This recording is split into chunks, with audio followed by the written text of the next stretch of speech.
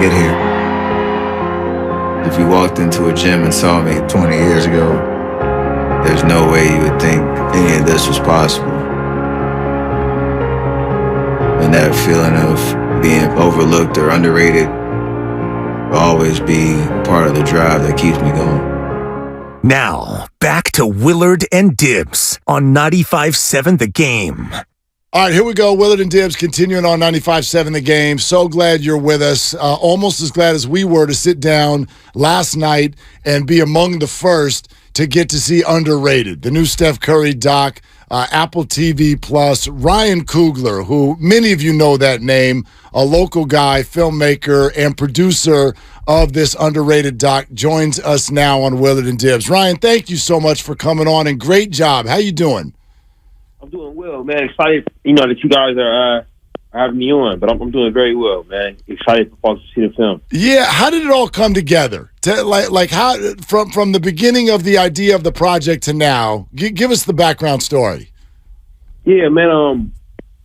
We started. My wife Zenzi and our friend Sarah Hanyon and I started a company called Proximity Media in 2018. And in a few years after that, around 2020. We brought on Pete Nix to run nonfiction for us. Pete's a local filmmaker from here in the Bay Area, and they did 3 films about Oakland. One called The Waiting Room, which covered Highland Hospital.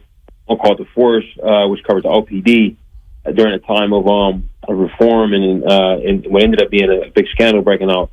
And then he did a film called Home Room that was about Oakland High kids graduating during the pandemic.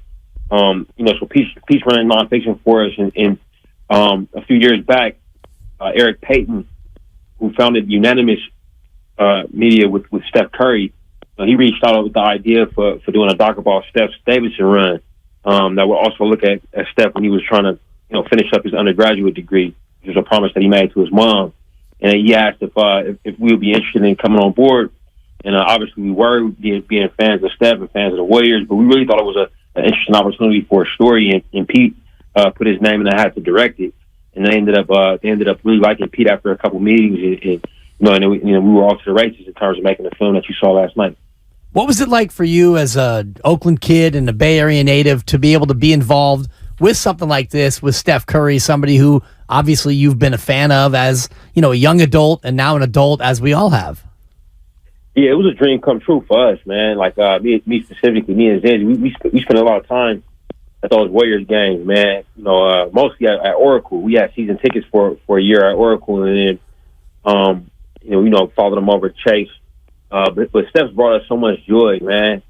Even before the championships, man, just a reason to be excited about being in the Bay at the time. I always felt like we were part of something special, and then when those championships started rolling in, it was just incredible, bro. So it was great for us to have a chance to be the ones to help tell his story. And it gave me a lot of insight, because I wasn't as familiar with his run at Davidson as I should have been. I was in film school when that happened and wasn't watching much college basketball. So my familiarity with Steph kind of started with him coming to the Warriors. So getting to know about how he came up and how overlooked he was, how he wasn't heavily recruited out of high school, and how people really slept on him, for the majority of the start of his career. It was just fascinating, man. It really was. Ryan Coogler, producer of Underrated, the Steph Curry movie that is now out, is with us here on Willard and Dibs, 95.7 The Game. Ryan, you've referenced it now twice, and I don't think I knew this until I sat down to watch it. We were gonna ask you if all of the focus on Davidson was something that just sort of organically developed, or is that what you set out to do? Because I don't want to spoil it for anyone, but there's more Davidson than there is Warriors here. Yeah, absolutely, man. That was honestly, that came from Steph and Eric Payton at Unanimous. They had thought about what a good attack would be on looking at Steph's story, because his story is expansive. You're talking about a guy who's won 4 championships, 2 MVPs, one of the MVPs, Unanimous, and has a pretty storied, NBA basketball career. Ended up, making more 3-pointers than anybody else in NBA history, and countless All-Star appearances, All-NBA appearances, And I think that looking at his career, it would have been easy to just say, hey, let's make a Steph doc not think about it beyond that. But they were smart in terms of thinking about having a narrative focus, and then once Pete came on, he really zeroed in on this idea of, the film being a story about the power of being seen, and so many people, have been underrated in their own circumstances, whether people didn't think about them professionally or no matter what their career was, but I think that bigger than that, the film is about people who saw something in Steph, saw him for what he was, not for what he wasn't, and the power that came, into Steph from that act, but also the benefit that it gave the folks who saw, his family, the Davidson fans and the campus and the coaches, and then even more so for us here in the Bay, Warriors fans who saw something in Steph. Somebody who could lead your team, somebody who could be a spokesperson for your team, and he ended up leading us to so much glory. But the film is about that, and that's why so much Davidson in there. I want to ask you about the footage because I fell in love with the footage early and often. Little Steph, and you got Sonia in the crowd talking to a passerby about Steph. And how much footage did you go through, and how much is there out there of early Steph, even as a youth, and then from his time at Davidson? Yeah, man, that's a great question for Pete Nix, our filmmaker, and our editor, J.D. Marlowe. Because they were the folks who were in the trenches there. But Steph has even said himself, it's a surprisingly large amount of that stuff. Like, he hadn't seen all of that footage that his parents had of him coming up. A lot of it was surprising for him to see, and he was even talking about being reminded of family members who are recording. Like, there's a fun part of the film where one of his cousins is holding the camera at one of his 8th grade games, and the announcer says his name wrong. They call him Stephen Curry. You know what I'm saying? And he corrects him as Stephen. It's comical to see that stuff, and actually quite emotionally moving to see it juxtaposed with the man that we know today. It says a lot about time and choices, and how choices can have ripple effects. If Steph doesn't go to Davidson, if he goes somewhere else, the NBA might not be what it is today.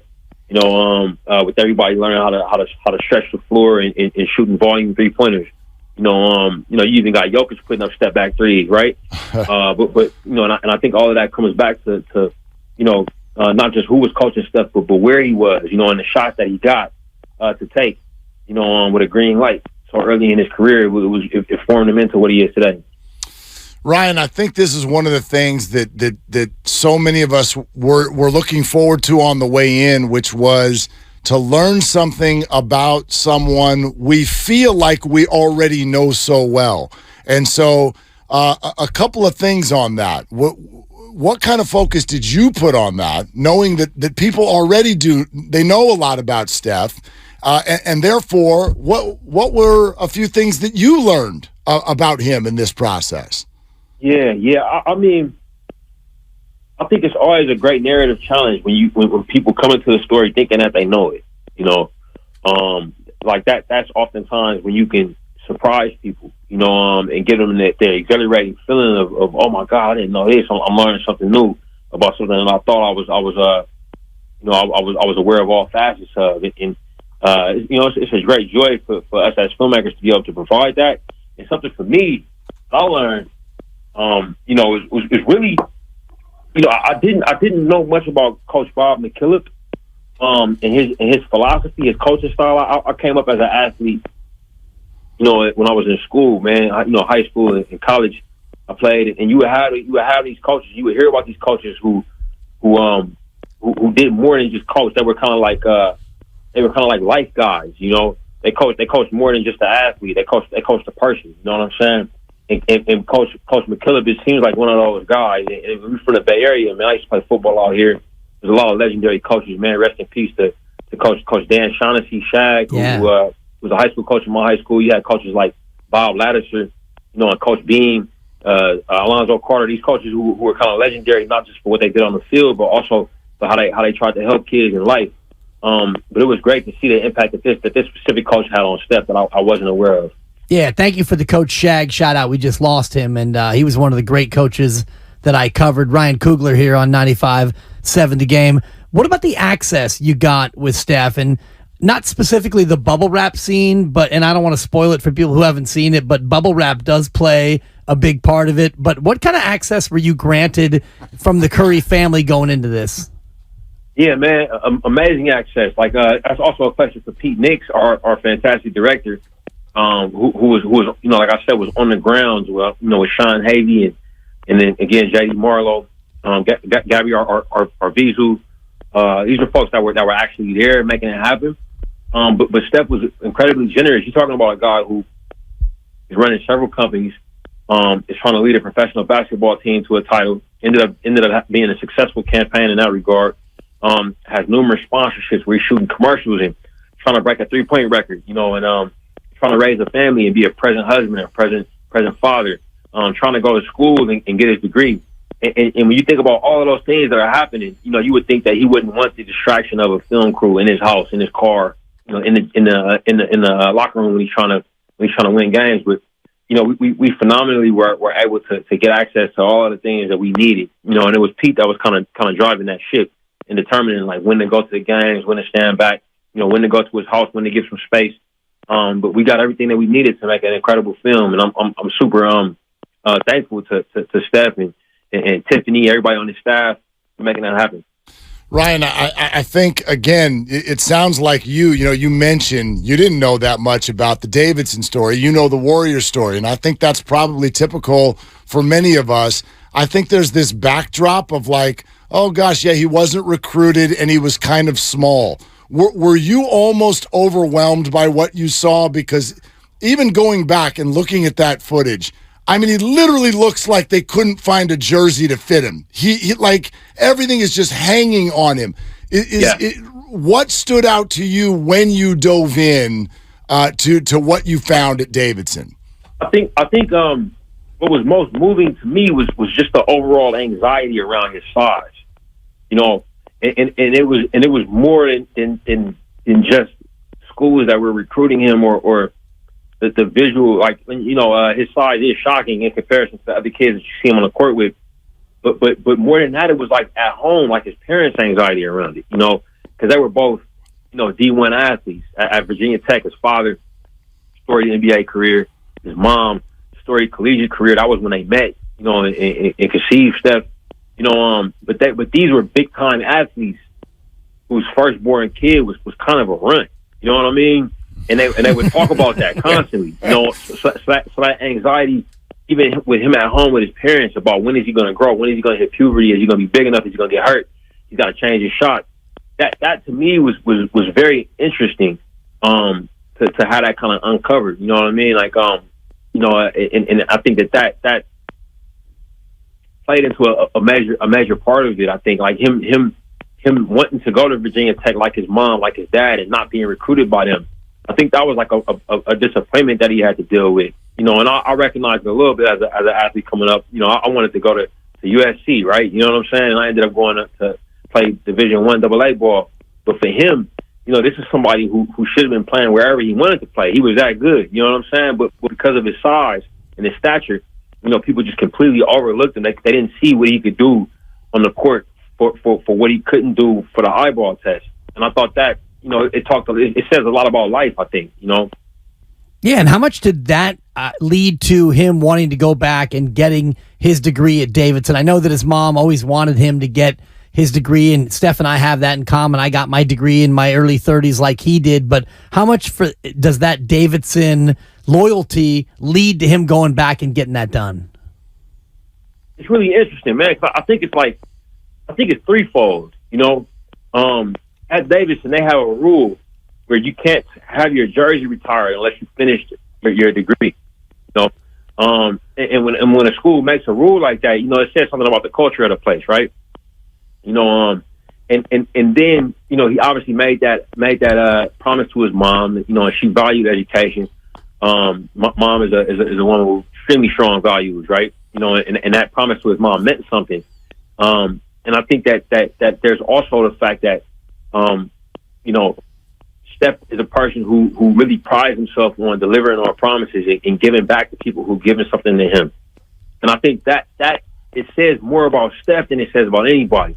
And we, as Warrior fans, we've been on the receiving end of of him getting back to a community that gave him something, right? And he made promises to us. He says, "Hey, stick by me." You know, after the Monte trade, for instance, you know what I'm saying?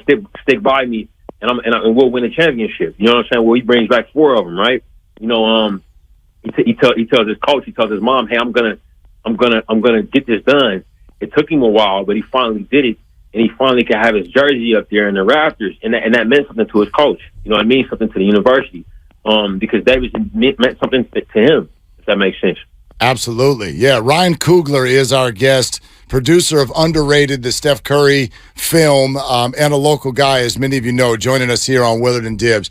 Ryan, I don't know when you guys wrapped filming. Obviously, it was sometime after last year's championship. But I wonder, in being around him through this whole experience, what you gathered about where he is currently, mentally, with regard to the state of the Warriors and where it's going next. I mean, I was just around him. I was with him yesterday. We were shooting a music video for the song "Little Fish, Big Pond." Okay. By Kobe Weegway that'll come out. You know, it was on the end credits of the film that you just saw. But you know, I was around him for most of the day yesterday, man. And he seems very happy. He seems very focused and present. He looks good. You know, Aisha stopped by. They seem to be like having fun, having a little bit of time, quote unquote, off, so to say. You know, he looks focused and healthy. You know, from my assessment of him. So I think that's more exciting than anything, man. You know, I think they're poised to have a big year. If you ever need an intern, Ryan, I'm just saying. I mean, somebody to maybe showrunner. Seriously, I'll bring you coffee. No, but seriously though, other than the millions of projects that you've got coming up, what is the one thing out there that you're most excited about? Maybe that's next for Ryan Coogler. I mean, I'm sure you're aware, there's 2 huge labor strikes happening in my business right now, man. Like I'm a member of the WGA, the Writers Guild of America. And we're on strike right now against the AppleTV, which represents, basically all of the studios and streaming services that employ us. And then the Screen Actors Guild also couldn't figure out a new working deal with the AppleTV. So it's kind of a watershed labor moment, right? Watershed moment where we're trying to figure out how to move forward in this changing entertainment landscape. So I'm in solidarity with my fellow writers. We're not working right now. We're pencils down right now. We're picketing, and the actors have just joined us. So it's actually not a lot going on, man. We able to promote Underrated because it's nonfiction work. It's non-WGA generated work. So we're able to talk to you guys about this incredible film. But outside of that, man, it's an industry-wide slowdown right now until we can get these folks to figure it out. Yeah, Ryan, we are well aware and we're with you, man. Yes. So best Appreciate of luck that. with all. Yeah, and thank you for this. And again, above all, man, just great job. That was a fun 2 hours last night. Oh man, that's the best compliment we can get, man. That's truthfully, bro. Truthfully. Hey, thank you for coming on. It's great thanks, to hear Ryan. your voice, man. What a treat for us. Oh, likewise, man. Thank you all for having me.